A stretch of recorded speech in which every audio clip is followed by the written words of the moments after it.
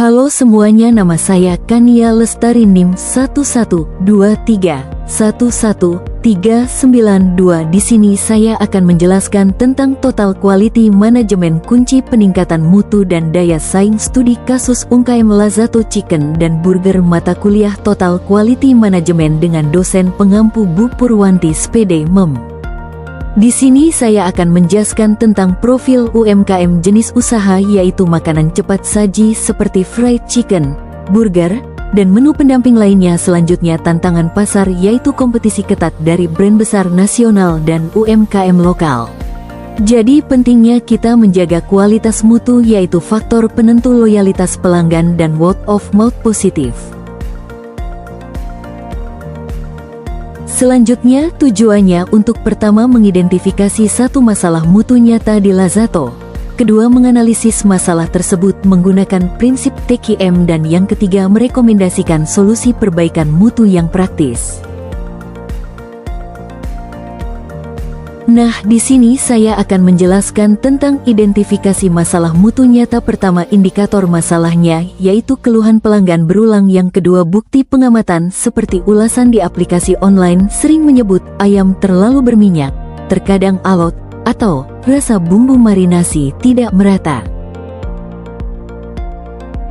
Selanjutnya, identifikasi masalah mutu nyata, yaitu indikator masalahnya proses kerja yang tidak efisien dan bukti pengamatan seperti tidak ada alat ukur suhu, waktu yang standar untuk penggorengan di setiap outlet.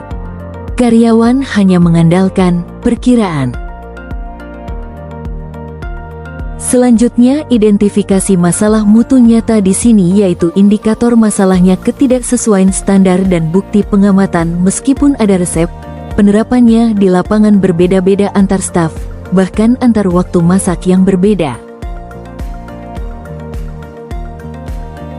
Jadi dampak masalahnya bisa menurunkan kepuasan pelanggan dan merusak brand image. Kedua, bisa meningkatkan biaya operasional, waste karena harus menggoreng ulang. Dan yang terakhir, bisa mengikis daya saing, pelanggan beralih ke kompetitor yang lebih konsisten. Selanjutnya, analisis masalah berdasarkan prinsip TQM, yaitu fokus pada pelanggan atau customer focus. Kita bisa menganalisis, pelanggan mendefinisikan ayam berkualitas sebagai renyah di luar, juicy di dalam, dan berbumbu merata. Faktanya, inkonsistensi mutu mengkhianati definisi kualitas ini, menunjukkan bahwa proses saat ini belum sepenuhnya berorientasi pada hasil akhir yang diinginkan pelanggan. Selanjutnya, yaitu perbaikan berkelanjutan atau continuous improvement, Kaizen. Kita bisa menganalisis, masalah ini akan terus berulang jika tidak ada mekanisme perbaikan. Staf hanya menyelesaikan pesanan, bukan mencari tahu akar masalah ketidakkonsistenan. Faktanya, belum ada budaya mengukur, menganalisis, dan bertindak plan do check act terhadap keluhan mutu. Selanjutnya, yaitu keterlibatan karyawan atau employee involvement. Analisis, staf dapur adalah pihak yang paling mengetahui proses. Namun, mereka mungkin tidak memiliki tools standar atau otoritas untuk menghentikan proses yang salah. Faktanya yaitu, staf tidak merasa memiliki tanggung jawab penuh atas mutu, melainkan hanya mengikuti instruksi yang tidak baku.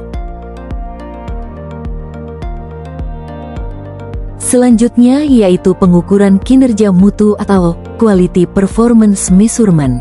Analisisnya, mutu tidak terukur secara objektif, hanya mengandalkan keluhan pelanggan yang sudah terlambat.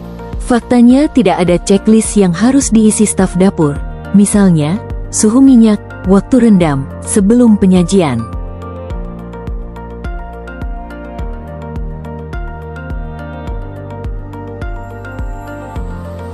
Dan di sini saya akan menjelaskan rekomendasi perbaikan mutu berbasis TQM, fokus pelanggan dan pengukuran. Pertama, fokus pelanggan dan pengukuran.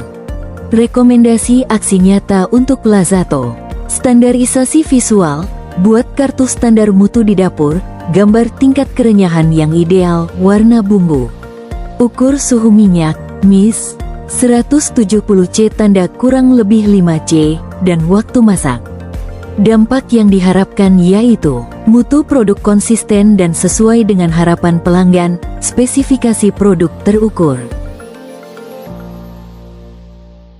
Selanjutnya, perbaikan berkelanjutan atau Kaizen.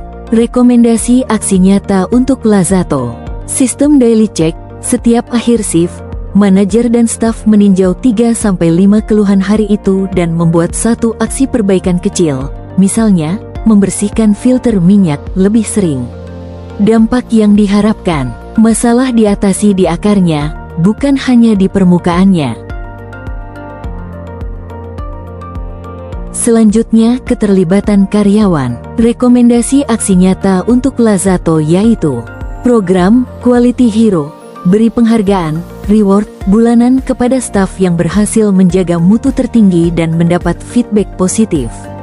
Dampak yang diharapkan, meningkatkan motivasi dan rasa kepemilikan karyawan terhadap mutu produk.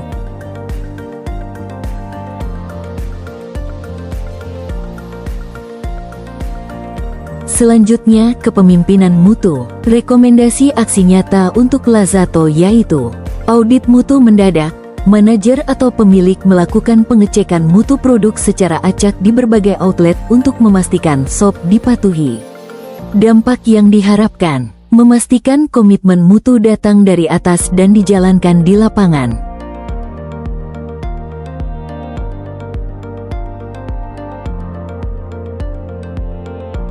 Jadi yang bisa kita pelajari dari studi kasus ini yaitu TQM adalah pencegahan, bukan pengobatan.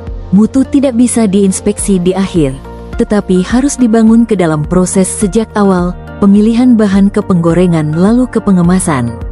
Data adalah kunci UMKM. Masalah, rasa, yang subjektif dapat diubah menjadi data objektif, suhu, waktu, berat, untuk memastikan konsistensi. Dan pentingnya budaya kualitas, perubahan kecil, Kaizen, yang dilakukan oleh seluruh karyawan jauh lebih efektif daripada investasi alat mahal tanpa adanya komitmen mutu. Dampak nyata TQM, menerapkan TQM akan mengubah Lazato dari sekadar UMKM yang enak, menjadi UMKM yang konsisten, dapat diandalkan, dan berdaya saing.